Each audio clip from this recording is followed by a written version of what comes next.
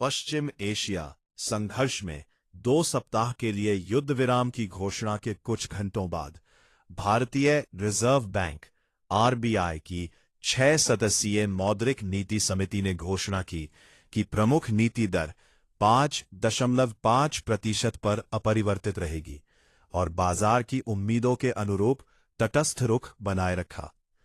MPC के नीतिगत निर्णयों की घोषणा के बाद मीडिया कॉन्फ्रेंस में आरबीआई गवर्नर संजय मल्होत्रा ने कहा, युद्ध विराम को कुछ हद तक ध्यान में रखा गया है।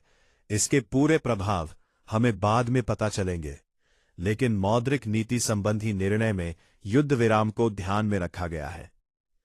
फरवरी और दिसंबर 2025 के बीच रेपो दर में 125 आधार अंक बीपीएस की कटौती के बाद एमपीसी ने तब से 2 द्विमासिक समीक्षाओं में नीति दर को अपरिवर्तित रखा है। फरवरी में हुई एमपीसी बैठक के बाद से भू राजनीतिक अनिश्चितताओं में उल्लेखनीय वृद्धि को देखते हुए मल्होत्रा ने कहा कि ऊर्जा की कीमतों में वृद्धि और अन्य कारकों के कारण मुद्रास्फीति के दृष्टिकोण में वृद्धि का जोखिम बढ़ गया है, हालांकि मूल मुद्रास्फीति अभी भी स्थिर है। साथ ही आपूर्ति श्रृंखला में व्यवधान और द्वितीय चरण प्रभावों के जोखिम के कारण भविष्य में मुद्रास्फीति की दिशा अनिश्चित बनी हुई है। अप्रैल में जारी मौद्रिक नीति वक्तव्य में एमपीसी ने पहली बार मूल मुद्रास्फीति के अनुमान साझा किए, जिसमें अस्थिर ऊर्जा और खाद्य पदार्थों की कीमतों को शामिल नहीं किया गया है।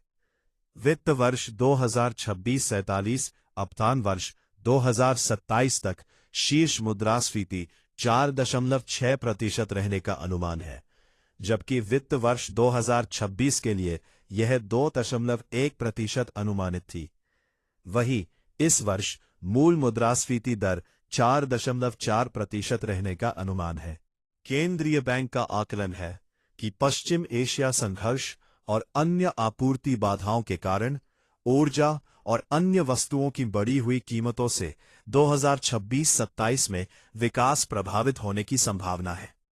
बैंक ने वित्त वर्ष 2027 में वास्तविक जीडीपी वृद्धि 6.9% रहने का अनुमान लगाया है, जो वित्त वर्ष 2026 में अपेक्षित 7.6% वृद्धि से कम है। मल्होत्रा ने कहा, संघर्ष के और बढ़ने और व्यापक रूप से फैलने, वैश्विक वित्तीय बाजारों में बढ़ती अस्थिरता और मौसम संबंधी घटनाओं का घरेलू विकास के दृष्टिकोण पर नकारात्मक प्रभाव पड़ रहा है। पश्चिम एशिया संघर्ष के चलते अनिश्चितता के उच्च स्तर पर बने रहने के कारण आधारभूत अनुमानों के जोखिम नकारात्मक पक्ष की ओर झुके हुए हैं। उन्होंने यह भी बताया कि वित्त वर्ष 2027 के जीडीपी वृद्धि का अनुमान वित्त वर्ष 2026 के अनुमान से काफी कम है। फरवरी की नीति के दौरान संकेतित ब्याज दरों के लंबे समय तक कम रहने की संभावना के बारे में पूछे जाने पर मल्होत्रा ने कहा कि निकट से मध्यम अवधि में दरों का कम रहना संभव है, लेकिन यह परिस्थितियों के विकास पर निर्भर करेगा। मल्होत्रा ने स्वीकार किया कि वित्त वर्ष 2026 में रुपए का अवमूल्यन पिछले वर्षों की औसत गिरावट से कहीं अधिक हुआ। पश्चिम एशिया संघर्ष के बाद मार्च में भारतीय मुद्रा में 4% से अधिक की गिरावट आई। इसके चलते केंद्रीय बैंक ने कई नियामक उपाय अपनाए, जैसे कि बैंकों द्वारा घरेलू और घरेलू विनिमय दरों में शुद्ध खुली स्थिति पर सीमा लगाना और बैंकों को अपने ग्राहकों को गैर विक्रय योग्य अनुबंधों की पेशकश करने से रोकना। इन कदमों के बाद रुपए की दिशा में बदलाव आया और इसमें 2.4% की वृद्धि हुई। मल्होत्रा ने कहा, आरबीआई इस नीति के प्रति प्रतिबद्ध है कि विनिमय दरें बाजार द्वारा निर्धारित होती है और अत्यधिक या विघटकारी अस्थिरता को विवेकपूर्ण ढंग से नियंत्रित करेगा, ताकि स्वपूर्ति वाली अपेक्षाएं मुद्रा के उतार चढ़ाव को मूलभूत कारकों से परे न ले जाए। स्टेट बैंक ऑफ इंडिया समूह के मुख्य आर्थिक सलाहकार सौम्यकांति घोष ने कहा, वर्तमान गवर्नर के 8 बयानों में से हमारी राय में यह बयान सबसे सतर्क, कठोर है, लेकिन इसका मतलब ये नहीं है कि ब्याज दरों में वृद्धि तत्काल होने वाली है। उन्होंने एक नोट में कहा, वर्तमान अनिश्चित वैश्विक वातावरण में हम एक लंबे समय तक विराम की उम्मीद करते हैं। बार्कलेज के अर्थशास्त्रियों ने भी इस बात पर सहमति जताई कि निकट भविष्य में ब्याज दरों में वृद्धि की संभावना नहीं है। एमपीसी को लगता है कि उच्च मुद्रास्फीति वास्तव में आपूर्ति में अचानक आई कमी का परिणाम है। उन्होंने एक नोट में कहा, हमें उम्मीद नहीं है कि भारतीय बैंक ब्याज दरों में बढ़ोतरी करके जल्दबाजी में कोई प्रतिक्रिया देंगे, खासकर 2 सप्ताह के युद्ध विराम से मिली राहत को देखते हुए। गवर्नर ने कहा कि भारतीय बैंक मजबूत बने हुए हैं और अनुसूचित वाणिज्यिक बैंकों एससीबी की पूंजी पर्याप्तता, तरलता, परिसंपत्ति गुणवत्ता और लाभप्रदता से संबंधित प्रणाली स्तरीय वित्तीय मापदंड स्वस्थ बने हुए हैं।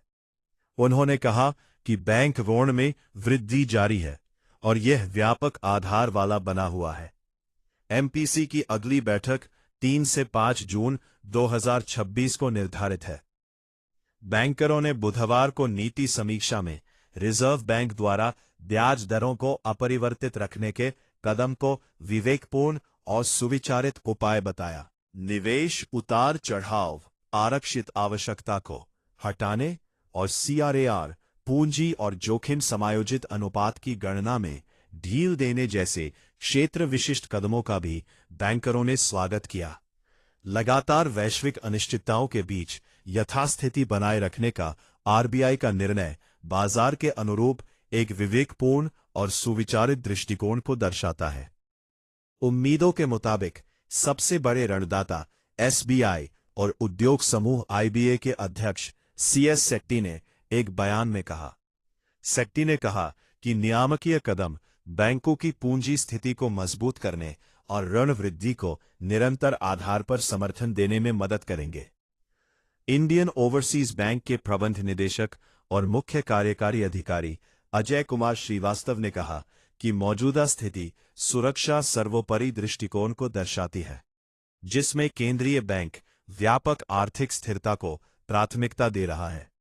उन्होंने कहा, वैश्विक अनिश्चितताओं, विशेष रूप से पश्चिम एशिया में भू-राजनीतिक तनाव और कच्चे तेल की कीमतों में अस्थिरता के बीच सतर्क रुख अपनाना आवश्यक है। उन्होंने कहा कि टी-रेक्स प्लेटफॉर्म पर शामिल होने के लिए ड्यू डिलिजेंस की आवश्यकताओं को हटाना एक प्रगतिशील कदम है, जिससे छोटे व्यवसायों के लिए तरलता तक पहुंच और कार्यशील पूंजी दक्षता में उल्लेखनीय वृद्धि होगी।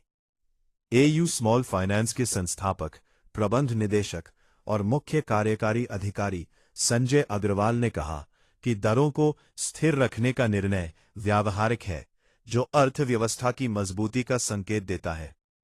उन्होंने कहा, बाजार ने कच्चे तेल, गैस और अन्य वस्तुओं से संबंधित आपूर्ति श्रृंखला में व्यवधान के बाद इनपुट लागत में वृद्धि के कारण मुद्रास्फीति के बढ़ते जोखिमों और विकास के घटते जोखिमों के बारे में आरबीआई की चेतावनी को समझ लिया है। स्टैंडर्ड चार्टर्ड बैंक के देश और दक्षिण एशिया के मुख्य कार्यकारी अधिकारी पीडी सिंह ने कहा कि पश्चिम एशिया संकट से उत्पन्न संभावित जोखिमों के कारण ब्याज दरों में कोई बदलाव नहीं किया गया है।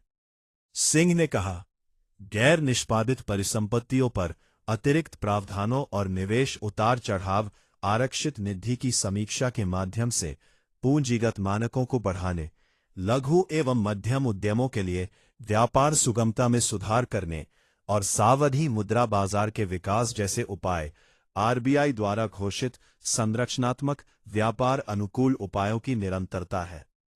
गैर बैंकों में मुथूट फाइनेंस के प्रबंध निदेशक जॉर्ज अलेक्जेंडर मुथूट ने कहा कि यह नीति भारत की आर्थिक बुनियाद में विश्वास को मजबूत करती है, और उन्होंने कहा कि विकास की गति बरकरार रहने के कारण निकट भविष्य में ऋण मांग में मजबूती बनी रहने की उम्मीद है।